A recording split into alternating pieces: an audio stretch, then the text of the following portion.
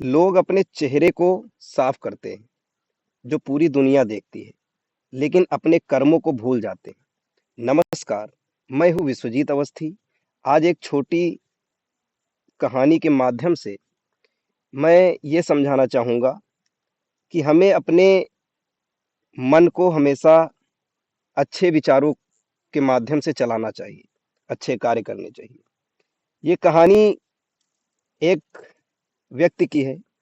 वह सुबह-सुबह उठता है और उसे एक अपने दरवाजे की बेल सुनाई देती है। वह जाकर दरवाजा खोलता है तो देखता है एक बड़ा अट्रैक्टिव सा आदमी कोट पैंट पहन के, सूट बूट एकदम से फुल मेंटेन, जिसको देखकर लोग अट्रैक्टिव हो जाते हैं, अट्रैक्ट हो जाते हैं उसके पास जाने के लिए, उससे बात करने के लिए। ऐसा एक व्यक्ति उसके दरवाजे के पास खड़ा रहता है।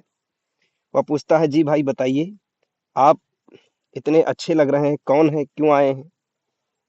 तो वह कहता है कि जो तुमने इतनी धन दौलत, जमीन जायदाद बढ़ाई है, कंपनी के मालिक हो तुम, वो सब देने वाला और कोई नहीं, मैं हूँ।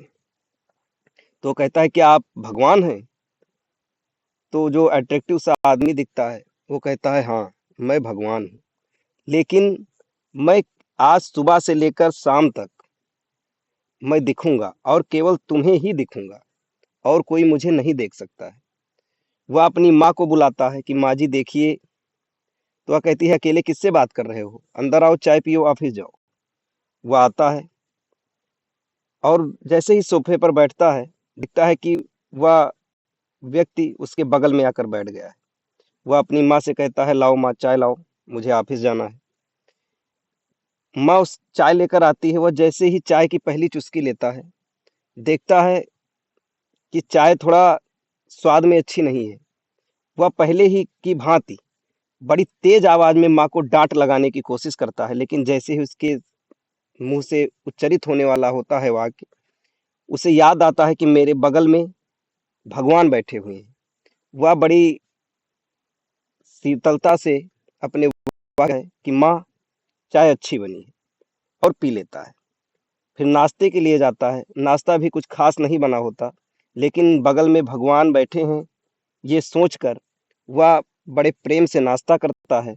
फिर जाकर गाड़ी में बैठने वाला होता है। जैसे ही गेट खोलता है, देखता है कि वह व्यक्ति जो भगवान है वह बैठे हैं बगल में। वह गाड़ी पर बैठता है, फिर ऑफिस के लिए निकल चलता है। जैसे ही थोड़ी दूर चलता है, रास्ते में उसे एक कॉल आती है। उसकी आदत होती है कि वह धीरे धीरे चलते चलते फोन से बात कर लेता है, लेकिन बगल में भगवान बैठे होने के कारण वह सड़क के सारे नियम का पालन करता है। बाईं तरफ गाड़ी लगाकर, रोककर, हैंड ब्रेक लगाकर फिर कॉल रिसीव करता है, फिर पूरी बात करता है। फिर धीरे धीरे उस बात को कंप्लीट करके ऑफिस पहुंचता है। उसकी आदत होती है कि ऑफिस पहुंचते हुए सारे वर्कर जो वहाँ पे काम करते हैं उनको डांट लगाता था, लेकिन आज साथ में भगवान होने के कारण वह सबसे बहुत प्रेम से बात करता है। पूरे ऑफिस के सभी कर्मचारी ये सोचते हैं कि आज मेरे मालिक, मेरे बॉस इतने अच्छे से कैसे पेश आ रहे हैं। वह जाता है, अपने चैम्बर में बैठता है, देखता है यहाँ भी भगवान बैठे हैं। वह वहाँ पर एक डीलर का फ़ोन आता है। तो वह उसकी आदत होती है कि कोई भी डील करने से पहले उसका परसेंटेज तय हो जाता है कि इतने परसेंट मैं लूँगा। लेकिन आज उसके बगल में भगवान बैठे होने के कारण वह कहता है कि ठीक है, मैं सारा काम कर दूँगा, कोई दिक्कत नहीं होगी। शाम को सारा काम करके बड़े प्रेम से सारा दिन बिताकर वह घर आता है। रात के खाने के लिए रात का भोजन जो माँ बनाती है, तो उसकी रोटी कड़ी रहती है। वह रोटी तोड़ता है, तो रोटी कड़ी होने के कारण वह परेशान रहता है कि कुछ मन से कहे।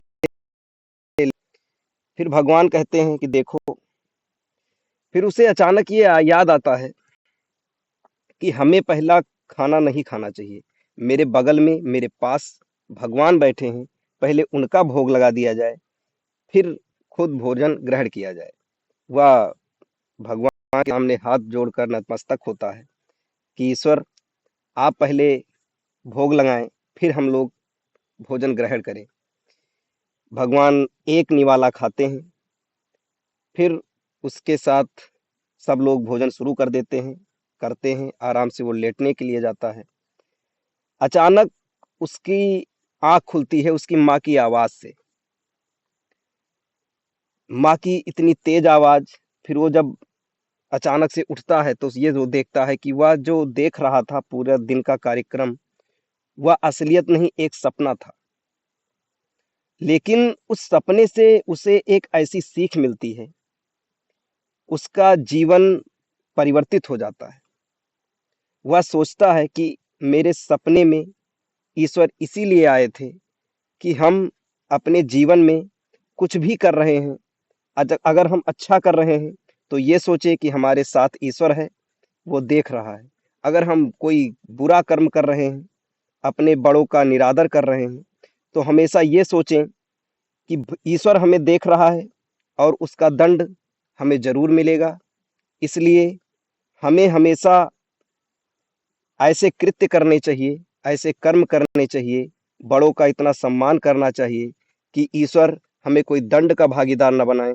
नमस्कार। जय हिंद, जय भारत।